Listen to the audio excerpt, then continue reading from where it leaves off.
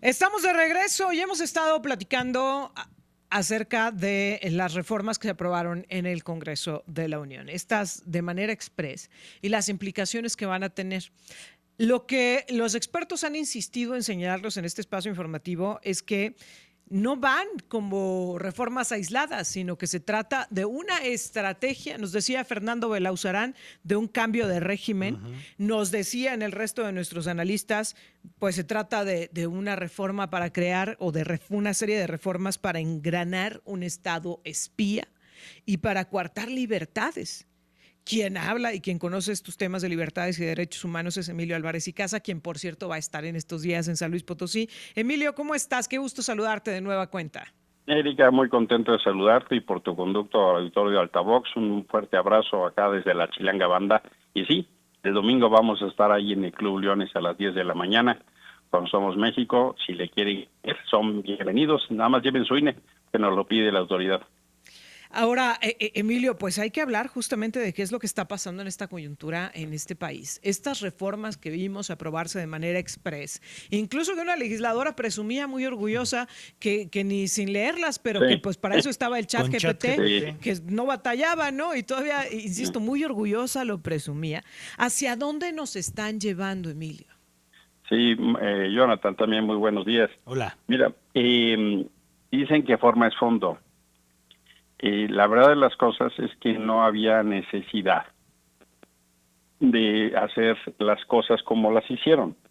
En 10 días se aprobaron 30 leyes, algunas de ellas de madrugada o de plano ya en la mañana, con adendas, así llamadas, que eran más grandes que las propuestas originales, con iniciativas que no pasaron por comisiones, con discusiones que estuvieron autorreferenciadas y con un proceso que uno dice pareciera que les da vergüenza aprobar lo que van a aprobar. Porque al final del día, hombre, tienen los votos para poder aprobar si así quieren. Pero la pregunta es, ¿y entonces por qué no citaron a expertos, a organizaciones de la sociedad civil? ¿Por qué no hicieron un parlamento abierto donde se dieran cita gente con experiencia en los estados? ¿Qué tienen que decir las policías estatales? ¿Qué tienen que decir las fiscalías? ¿Qué tienen que decir los jueces? ¿Qué tienen que decir los sistemas integrales de seguridad? A nadie citaron. Y eso es un reflejo, en mi opinión, de un pensamiento autoritario, de un pensamiento fascista que va tomando formas. Y por eso es tan importante entender, porque si uno solo piensa en una ley, dices, bueno, pues no es tan malo. No, aprobaron leyes que en su conjunto es un armado profundamente autoritario. Aprobaron leyes de la Guardia Nacional que Sí. continúa con la militarización en México, le dan facultades de investigación y de inteligencia. Aprobaron leyes que en materia del Consejo Nacional de Seguridad, aprobaron leyes en materia del Centro de Inteligencia, aprobaron facultades para la nueva Agencia Digital de Transformación, aprobaron la ley de telecomunicaciones, aprobaron incluso las modificaciones a la ley de población con la CURP digital y modificaron la ley de personas desaparecidas, no para lo sustantivo, pero sí para el control. En su conjunto, todas estas piezas son un armado que no tienen controles democráticos ni contrapesos, como ya dijo artículo 19, o como lo dijo la R3D, que es la Red de Derechos Digitales, e incluso como la propia ONU-DH en México advirtió en términos de la necesidad de abrir las discusiones, Erika. Lo que hoy tenemos es un muy profundo cambio del sistema de seguridad y justicia, con más control, con más vigilancia y, por supuesto, con menos contrapesos democráticos. ¿Qué es lo que más te preocupa, Emilio? De todo lo que se ha hablado en los medios de comunicación, de todo lo que hemos alcanzado a leer de estas modificaciones, de estas reformas, ¿qué es lo que más te preocupa y por qué? Mira, yo veo tres grandes preocupaciones. La primera es un marco absolutamente discrecional para la vigilancia y control ciudadana. Dicen, con el pretexto de la seguridad, que esto lo hicieron así, pero la verdad es que desde el 17 ya tienen facultades para actuar de manera inmediata, incluso con geolocalización, para secuestro y desaparición forzada, y no lo hicieron. Segundo, el interconexión de datos y bases, no solo a bases públicas sino a bases privadas. La ley ahora obliga a que cualquiera que tenga una base de datos privada la tiene que interconectar o la tiene que dar. ¿De qué estamos hablando? Si la asociación de vecinos de un conjunto residencial de San Luis le piden los datos de los residentes, lo va a tener que dar. Si la asociación de padres de familia de una escuela, si la asociación de un club, es decir, cuando te metes a las bases de datos privados, empresas, nóminas, clubes, asociaciones, eso ya se convierte en un fenómeno de otra naturaleza de control. Tercero, dicen que van a garantizar la secrecía e información personal de esas informaciones. Pero ¿cómo vamos a tener confianza si ya hackearon a la Sedena, si ya hackearon a la presidencia, si ya hackearon a la Secretaría de la Función Pública, si ya hackearon a Pemex? Es decir, tenemos evidencia de que este gobierno no sabe cuidar los datos personales. Me preocupa muchísimo que esta información termine en manos de criminales y que ahora todo sea información para extorsionarnos. Además, desaparecieron el INAI. Y entonces ahora son juez y parte. Y por último... Y van por el INE. Exactamente. Es justamente el tema que quería subrayar. La CURP digital es el inicio de la toma y el asalto al INE para que el gobierno organice el padrón electoral y para que tengan control de todo lo que haces. Piénsate lo que nos escucha, la información que tiene Amazon cuando tú compras algo. Hombre, tú vas a ir de campamento y quieres una tienda de campaña y te ofrecen todos los aditamentos. Le quieres comprar una mochila a tu hijo y te dan toda la información. Eso va a tener el gobierno con la CURP digital, porque lo vas a necesitar para cualquier servicio público y privado. Eso, sin controles y mal usado, no solo es el Big Brother, es el sistema de control fascista. Oye, Emilio, pero a ver, Emilio, la presidenta ayer hizo énfasis, es que no se va a espiar a nadie, no sean mentirosos, los comentó Caratas, así lo dijo ayer la mandataria. Y hasta hizo un reclamo, dijo, esa ley no es espía, esa ley se debe llamar Ley de Seguridad y Apoyo a la Población. Entonces, ¿para qué quieren todo eso? ¿Por qué negar una realidad que es evidente? Esta ley hay que llamarle la ley del bienespiar. Y no solo, Jonathan, no es algo que vaya a pasar, ya pasó.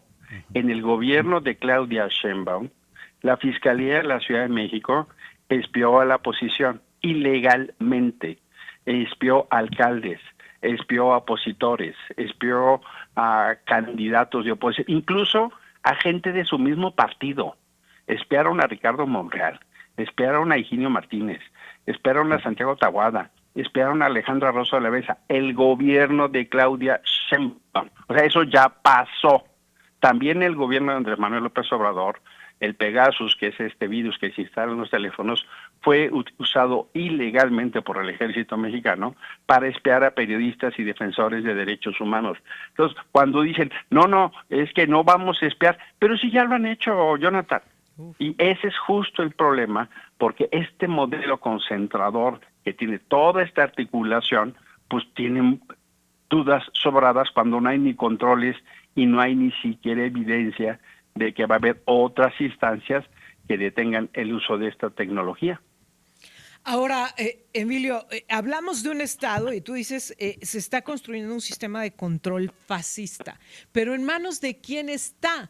Porque no solo está en manos, digamos, de los más altos niveles de gobierno, sino que parte justamente de estas modificaciones es que le abre la posibilidad a que pues cualquier funcionario, sí, cualquier elemento que forme parte de la Secretaría de Seguridad, cualquier elemento que forme parte de la milicia pueda tener acceso a esta información.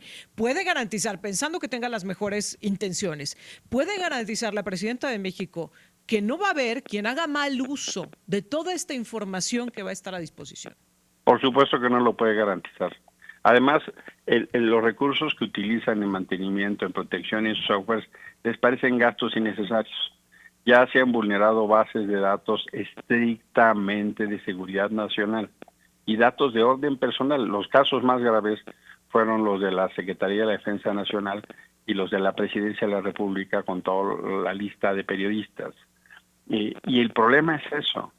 Si esa información tan crítica llega a manos equivocadas, no solo la delincuencia va a saber sobre tu predio, sobre tus ingresos, sobre dónde te mueves y qué compras, sino que puede generar un mecanismo que, con independencia de que se pueda monitorear a toda la población, va a ser un instrumento específico que puede ser usado en contra de periodistas, de opositores o de defensores. Tú me dirías, ay, Emilio, no exageres, pero si ya lo hicieron en el sexenio de Andrés Manuel, y ahora en las mañaneras exhiben información fiscal, lo cual eso es un delito. Exhiben información patrimonial de los ciudadanos, lo cual es un delito. Eso ya pasa. Y entonces cuando dicen, hombre, están ustedes como sobredimensionando, pero si nos han mostrado que no tienen ningún límite para la información confidencial, porque dicen que es de interés público, es de interés político del gobierno exhibir, atacar o exponer a quien considera su adversario. El caso paradigmático fue María Amparo Casar. Sí. Resulta que acabaron exponiendo el INE y las condiciones de vida y domicilio de sus hijos. Este caso es dramático porque el esposo de María Amparo se suicida hace más de 20 años, el procurador Batis entonces lo dijo en la Ciudad de México, y acaban exponiendo a los hijos de María Amparo. Eso es un delito y no les importó, porque consideran que como ella hace exposiciones en su organización de Mexicanos contra la Corrupción de actos indebidos del gobierno, había que atacarla.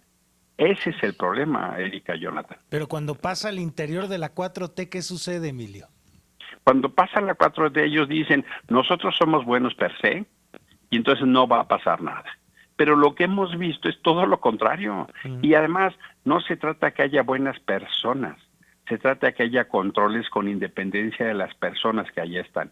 Estos instrumentos, en manos equivocadas, son terriblemente peligrosos. Ahora pensemos, llega a suceder un mal uso de nuestra información en manos de nuestras autoridades. ¿Qué hay de los órganos a los cuales podríamos recurrir? Te lo pregunto, Emilio, a ver, la Comisión Nacional de Derechos Humanos, las fiscalías, el Poder Judicial, es decir, la Suprema Corte. ¿Qué pasa con esas instancias a las que podríamos o tendríamos que recurrir para buscar una protección en caso de que esto sea mal usado? Eso es la sierra de la pinza.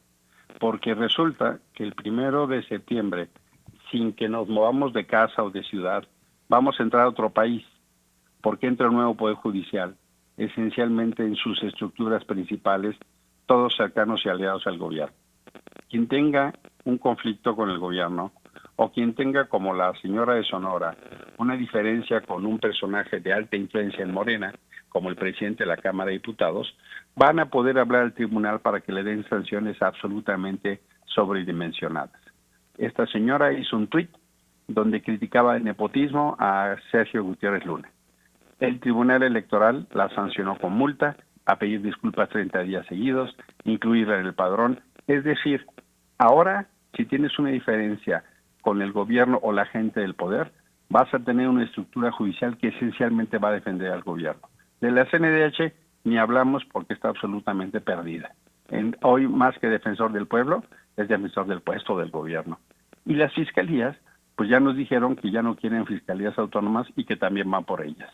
Es decir, el aparato de justicia al servicio del gobierno. ¿Cómo te le vas a enfrentar? Uy. Quedamos los ciudadanos totalmente supeditados, amenazados, intimidados por parte de este nuevo sistema que se está construyendo.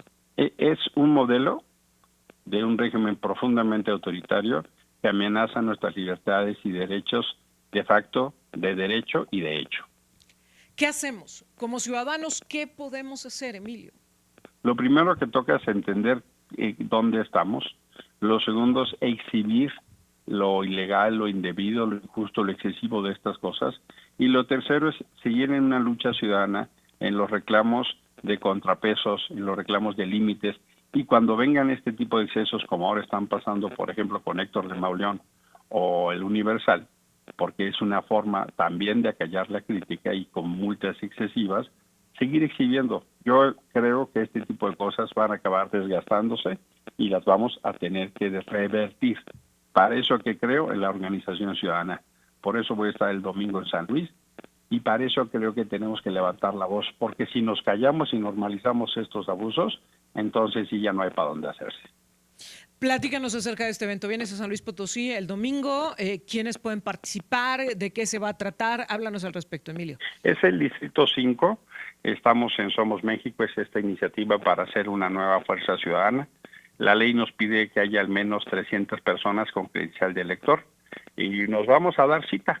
Quienes ahí quieran pueden obtener la información en una página muy sencilla que es somosmx.org.mx.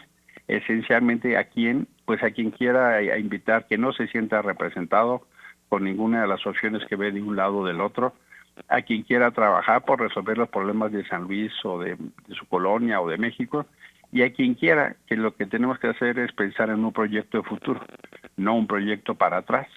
Por supuesto que nos encantaría que llegaran jóvenes. Es a las 10 de la mañana y sabemos que no es su uso horario, pero también que si uno quiere cambiar las cosas del país, pues tiene que echar un esfuerzo. Sí, claro. Hay gente que estuvo en la Marea Rosa, hay gente que estuvo en el INE, o hay gente como yo que viene de experiencias políticas que pues no queremos quedarnos cruzados de brazos. A esa gente es a la que estamos invitando, Erika.